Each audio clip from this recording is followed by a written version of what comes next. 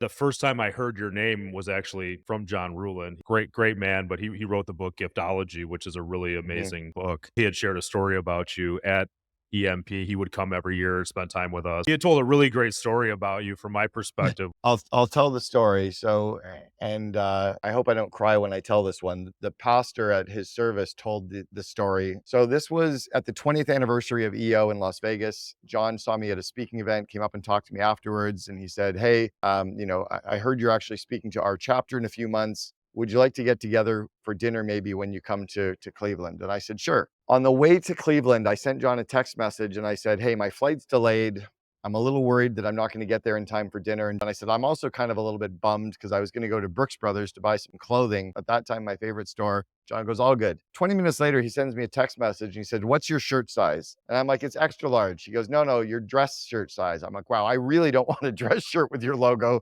But I gave him my dress shirt sizes. I finally get to the hotel. I'm like 2 hours late. And I come running into the bar area where John is sitting. And I said, "Okay, I'll drop my stuff at the bell desk. Let's go to dinner." And he goes, "No, go up to your hotel room, freshen up, change your shirt, wash your face, come back down, and then we'll go." I go up to my hotel room. I open up the door, and my entire hotel room is merchandised out with about $7,000 of Brooks Brothers clothing. Within the 4 hours of me flying from, I think it was a connecting flight from Vancouver through Chicago, John went to the general manager of the Brooks Brothers store, bought all of the clothing in my size from the spring lineup, from the new wardrobe that just come out, like jackets and sweaters and shirts and belts and pants, like $7,000 in clothes sitting in my hotel room, all laid out as if I was in a store. What he'd done was he told the store to put the $7,000 on his credit card, had the general manager from the Ritz Hotel agree to take back any of the clothing I didn't want.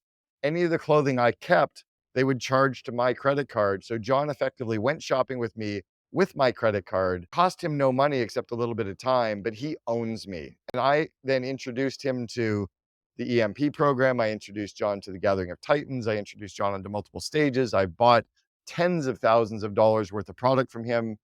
We became extraordinarily close friends. That gifting idea from him in his the opening chapter of the book Giftology is it's game changing. It's an incredible book. He was an incredible human being.